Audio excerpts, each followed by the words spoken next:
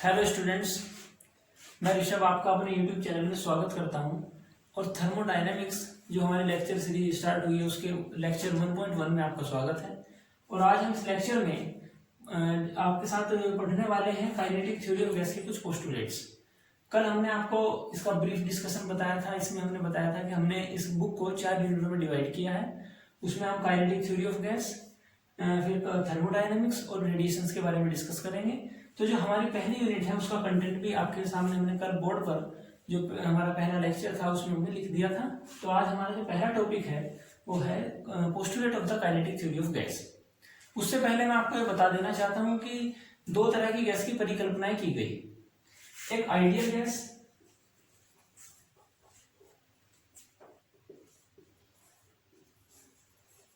और एक real gas. जब आइडियल गैस और रियल गैस की बात हुई तो इसमें बायर और चार्ल्स दो साइंटिस्ट के नाम आए। उन्होंने अपने अपने नेम दिए। और बायर दो साइंटिस्ट हैं,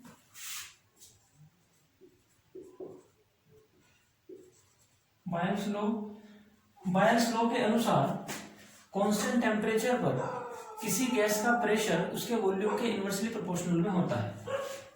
pressure is inversely proportional to volume at constant temperature। और चार्ल्स लॉ, चार्ल्स लॉ, इन्होंने ये बताया कि किसी गैस का वॉल्यूम उसके टेम्परेचर के डायरेक्टली प्रोपोर्शनल होता है एट कांस्टेंट प्रेशर। और जब हम दोनों नियम को मिलाते हैं तो हमारे पास एक इक्वेशन बनती है जिसको हमने आइडियल गैस की इक्वेशन कहा या इक्वेशन ऑफ स्टेट के नाम से भी हमसे जानते हैं। P proportional to 1/B, PV proportional to K और V प्रोपोर्शनल टू T।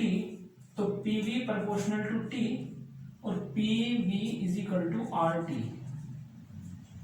ये आइडियल गैस के इक्वेशन के नाम से जानी जाती है। और इसमें यदि हमारी गैस के अंदर मोलों की संख्या n हो, किसी गैस के अगर n मोल लेते हैं हम, if number of mole is equal to n, तो equation become PV is equal to nRT, जहां पर P प्रेशर को रिप्रेजेंट करता है, V वॉल्यूम को रिप्रेजेंट करता है और n उस गैस के अंदर जितने गैस के मोल हैं उसको रिप्रेजेंट करता है, R एक रिडबर्ग गैस कांस्टेंट है और T एब्सोल्यूट स्केल का टेम्परेचर है। रिडबर्ग गैस कांस्टेंट R की वैल्यू 8.31 जूल पर मोल केल्विन होगी।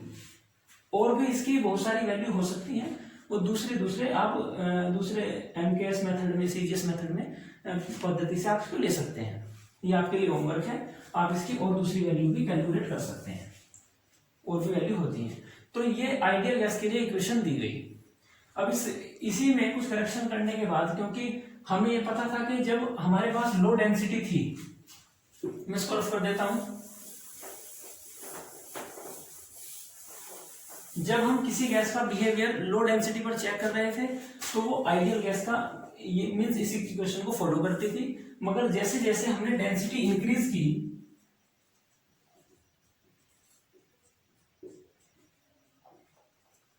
डेंसिटी को इंक्रीज किया तो पार्टिकल्स के बीच में सेपरेशन कम हुआ और एक पार्टिकल दूसरे पार्टिकल पर कुछ ना कुछ फोर्स और कुछ ना कुछ प्रेशर एक्सर्ट करने लगे।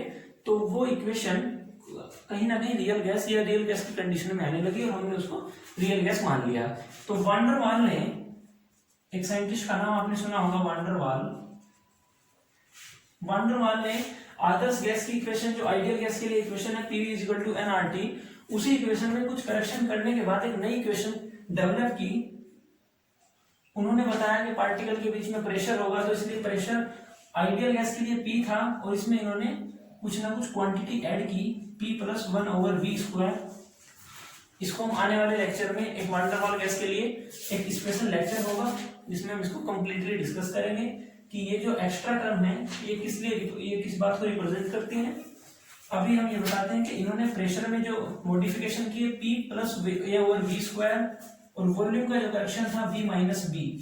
इन्होंने कहा कि जो गैस के पार्टिकल्स हैं उनके वॉल्यूम को आप इतना नेग्लिजिबल नहीं मान सकते कि वो वॉल्यूम कुछ ना कुछ ऑक्यूपाई करते हैं, तो इसलिए वॉल्यूम कुछ ना कुछ, जो कंटेनर के अंदर गैस हो तो पार्टिकल्स के वॉल्यूम की वजह से कुछ ना कुछ कंटेनर का वॉल्यूम का साइज घट जाता है, इसलिए V माइनस वी टर्म को उन्होंने इंट्रोड्यूस कराया और V is equal to RT put किया। तो यही इक्वेशन आइडियल गैस की एक स्पेसिफिक कंडीशन है, और आइडियल गैस में ही कुछ मॉडिफिकेशन करने के बाद वान डर वाल ने एक इक्वेशन बनाई, उसको हम वान डर वाल गैस इक्वेशन के नाम से जानते हैं। सो इन्हीं कॉन्सेप्ट्स के आधार पर या कुछ गैस के पोस्टुलेट्स हैं, कुछ काइनेटिक थ्योरी के कुछ अजम्पशंस हैं, उनको आज हम आपसे चर्चा करेंगे। तो चलिए फिर आज अब हम आपको बताते हैं कि काइनेटिक थ्योरी ऑफ गैस के क्या बेसिक अजम्पशंस थे जिनसे आप गैसियस बिहेवियर को एक्सप्लेन कर सकते हो। उनको हम नंबर वाइज 5-6 पॉइंट्स में डिस्कस करेंगे, और वही गैस के बेसिक अजम्पशन है और पूरी गैस थ्योरी वो उन्हीं पर डिपेंड है। तो आप सबसे पहले ये कंसीडर कीजिए कि एक आपके पास क्लोज वेसल है,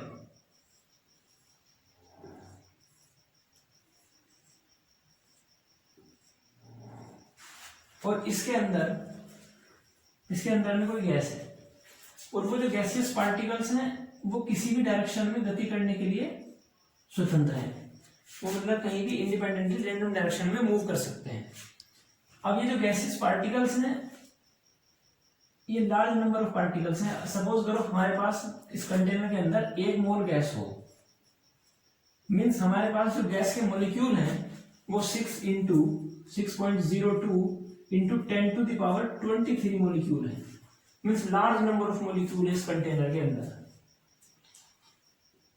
और जो गैसियस पार्टिकल का साइज है वो इनके सेपरेशन के कंपैरिजन में बहुत ज्यादा नेग्लिजिबल है। सो हम ये भी कह सकते हैं कि गैसियस पार्टिकल एक दूसरे पर कोई फोर्स एक्सर्ट नहीं करते, कोई प्रेशर अप्लाई नहीं करते, और वो किसी भी वॉल पर, ये जो साइड में आप सपोज करो ये सरफेस A1 और ये सरफेस A2 है, और इन्हीं के बीच ये गैस मूव कर सकती है, ये x डायरेक्शन, ये y डायरेक्शन और ये z डायरेक्शन हो। तो अगर पार्टिकल की वेलोसिटी को आप v कंसीडर करते हो तो v, तो ये वेलोसिटी का vx कंपोनेंट होगा, ये वेलोसिटी का vy कंपोनेंट होगा, और ये वेलोसिटी का vz कंपोनेंट होगा। तो ये गैस इंडिपेंडेंट है किसी भी डायरेक्शन में मूव करने के लिए, और ये कोलिजन होता है इनका पार्टिकल्स का आपस में। और ये बात है कि जो कोलिजन होगा वो परफेक्टली इलास्टिक कोलिजन होगा।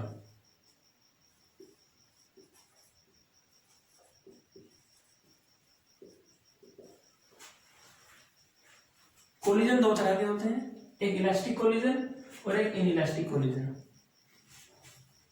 ब्रीफ आपको थोड़ा सा बता दिया जाए तो जब 2 पार्टिकल या दो मॉलिक्यूल आपस में टकराते हैं और उनकी एनर्जी में कोई चेंज नहीं होता, केवल डायरेक्शन चेंज हो जाती है, तो इस तरह का कोलिजन इलास्टिक कोलिजन। और यदि 2 पार्टिकल का जब कोलिजन आपस में हुआ तो उनकी कुछ ना कुछ एनर्जी भी लॉस हुई, तो उस प्रकार का कोलिजन होगा वो होगा इनइलास्टिक कोलिजन। ये इसका बेसिक इंट्रोडक्शन है। तो अब हम आपको एजम्पशंस बताते हैं सीक्वेंस में। जो पहला एजम्पशन है वो ये है कि गैसियस सिस्टम होल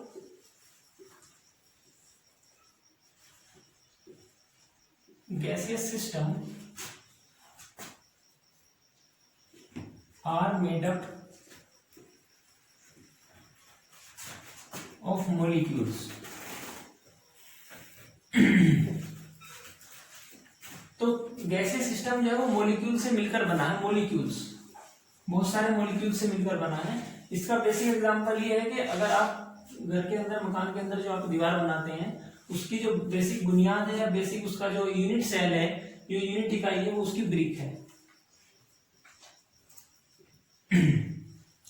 और ब्रिक्स के रिपीटेशन से एक दीवार तैयार हो जाती है। इसी प्रकार अगर किसी गैस के अंदर सेम मॉलिक्यूल को रिपीट किया जाए तो पूरा एक गैसियस सिस्टम बन जाता है, और उसको हम कहते हैं gaseous system. So whole gaseous systems are made up of the molecules and which are free to move, which are free to move in random direction।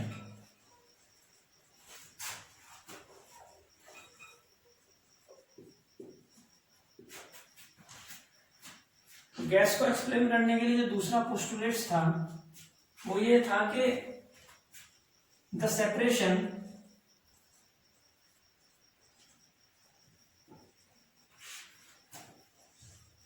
Between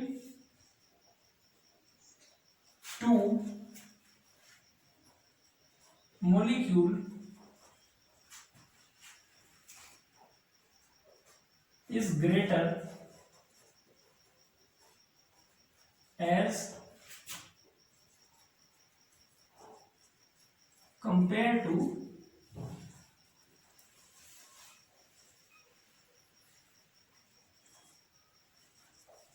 size of molecule. ये postulate हमें ये बताता है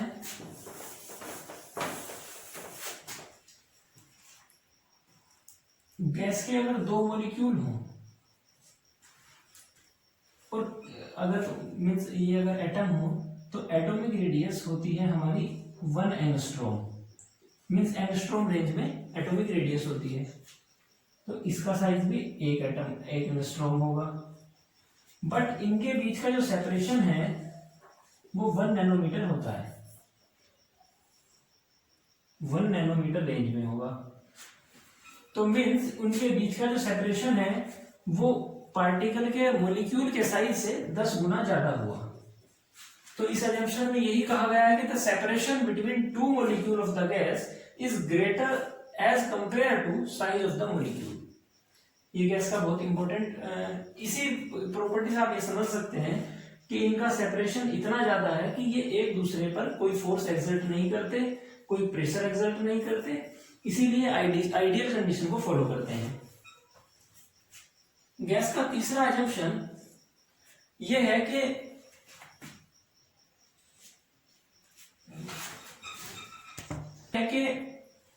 the collision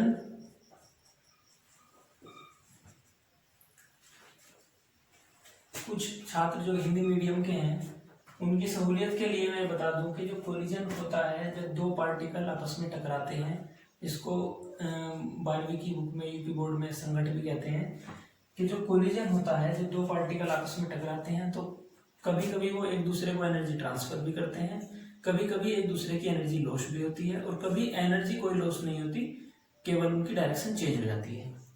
सो जो collision इस तरह के होते हैं जिनमें पार्टिकल्स की आपस में टकराने से केवल डायरेक्शन चेंज होती है, एनर्जी का कोई लॉस ना हो, उनकी वेलोसिटी भी सेम हो, तो उस तरह के जो कोलिजन होते हैं उनको इलास्टिक कोलिजन बोलते हैं। और जिन कोलिजन्स में जब पार्टिकल आपस में टकराते हैं और वो उनकी डायरेक्शन भी चेंज होती है, उनकी वेलोसिटी भी चेंज होती है, और जब वेलोसिटी चेंज होगी ऑब्वियसली उनकी कुछ ना कुछ काइनेटिक एनर्जी में भी लॉस होगा। तो इस तरह के जो कोलिजन है उनको हम बोलते हैं इलास्टिक कोलिजन। तो the collision between two molecule of the gas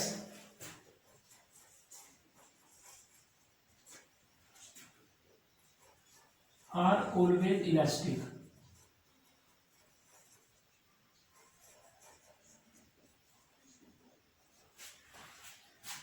तो the collision between two molecule, जो गैसेस पार्टिकल्स होते हैं उनके बीच का जो कोलिजन होगा वो completely purely perfectly elastic collision होगा और कोई ना कुछ भी एनर्जी लॉस नहीं होगी। And the time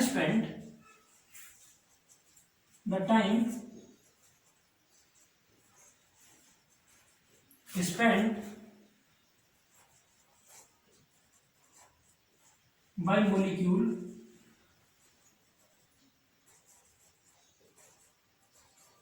during collision is negligible.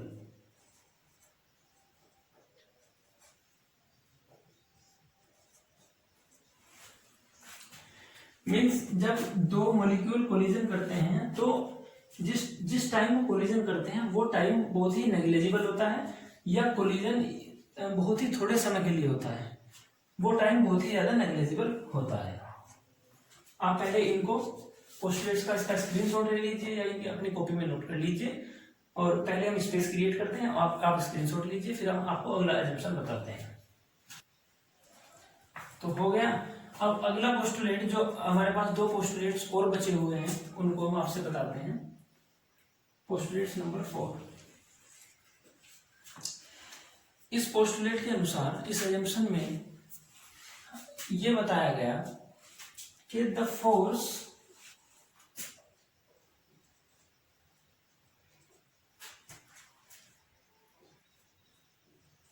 between the molecules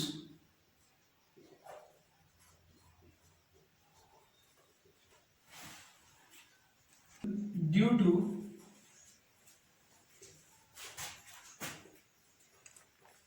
collision, there is no interaction between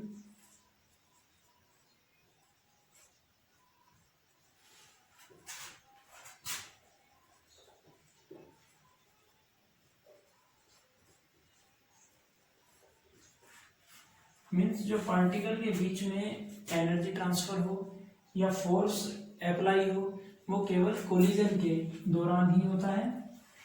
otherwise ideal gas के पार्टिकल और मॉलिक्यूल आपस में इंटरेक्ट नहीं करते हैं, उनके बीच का सेपरेशन बहुत ज्यादा होता है। एक एजम्पशन ये है, the time of collision the time between two consecutive collision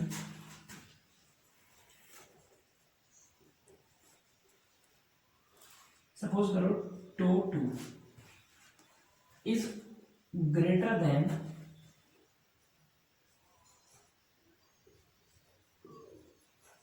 the time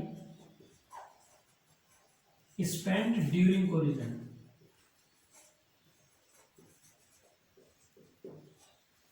suppose करो इसको टो 1 से रिप्रेजेंट कर दें। मीन्स दो जो कंसेक्यूटिव कोलिजन्स होते हैं, मीन्स एक कोलिजन अब हुआ, दूसरा थोड़ी देर बाद हुआ, तो जो दो कोलिजन्स के बीच का जो समय है वो जो टाइम स्पेंट होता है ड्यूरिंग कोलिजन उस टाइम की अपेक्षा उस टाइम के कंपैरिजन में बहुत ज्यादा होता है। तो time between two consecutive collision is greater than the time of contact. इस टाइम को आप टाइम ऑफ कॉन्टैक्ट भी बोल सकते हो। मैं ब्रैकेट में लिख देता हूं।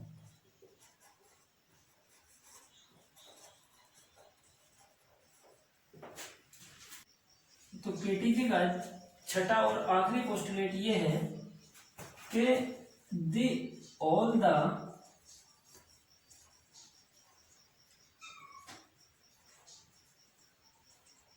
molecule of gas do not move with same speed।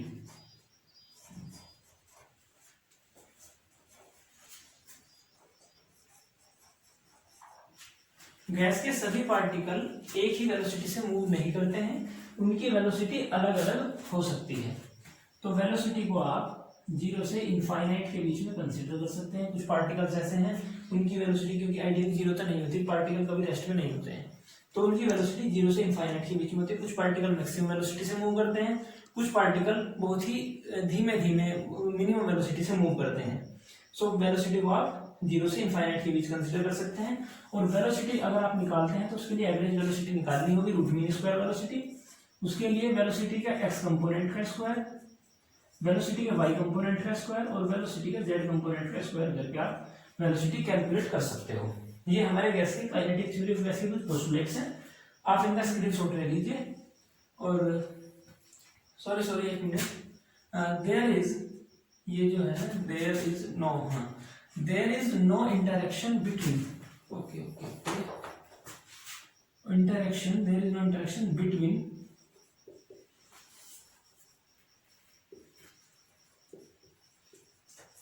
Molecules. अब आप इसका स्क्रीनशॉट ले लीजिए। तो आपने इसका स्क्रीनशॉट ले लिया है और काइनेटिक थ्योरी ऑफ गैस को एक्सप्लेन करने के लिए यही कुछ बेसिक अजम्पशन, बेसिक पोस्टुलेट थे जिनको हमने इस लेक्चर में डिस्कस किया है। और आने वाले लेक्चर में हम गैस का जो प्रेशर का फॉर्मूला है उसको आपसे डिस्कस करेंगे और आपको उसके बारे में बताएंगे, उसकी एप्लीकेशंस क्या होंगी, उससे क्या कैसे काइनेटिक एनर्जी के लिए फॉर्मूला डिराइव कर सकते हैं, कैसे root mean square velocity average velocity calculate कर सकते हैं, और आगे उसी से फिर हम ब्राउनियन मोशन में कॉन्सेप्ट लाएंगे। तो सभी कुछ पूरी यूनिट जो है ये एसोसिएट है। एक लेक्चर आप अगर छोड़ते हैं तो उसमें आपको नुकसान होगा, इसीलिए मेरा आपसे ये निवेदन है कि हमारे जो लेक्चर आएंगे उन्हें सीक्वेंस में आप देखते रहिए। ज़्यादा लंबे हमारे लेक्चर नहीं होंगे, लेक्चर हम 10 से 15 मिनट, 15 से 20 मिनट बस इतने हो सकते हैं मैक्सिमम, और हम सीक्वेंस में सारी बात आपको बताते चलेंगे। आप धीरे धीरे देखते रहिए और जैसे जरूरत पड़ेगी हम उसी हिसाब से इनके लिए न्यूमेरिकल भी लाते रहेंगे, और न्यूमेरिकल से आपको कॉन्सेप्ट समझने में आसानी होगी। यही हमारा प्रयास रहेगा। तो आज के लिए इतना ही, और अगले लेक्चर में हम प्रेशर के लिए डिस्कस करेंगे।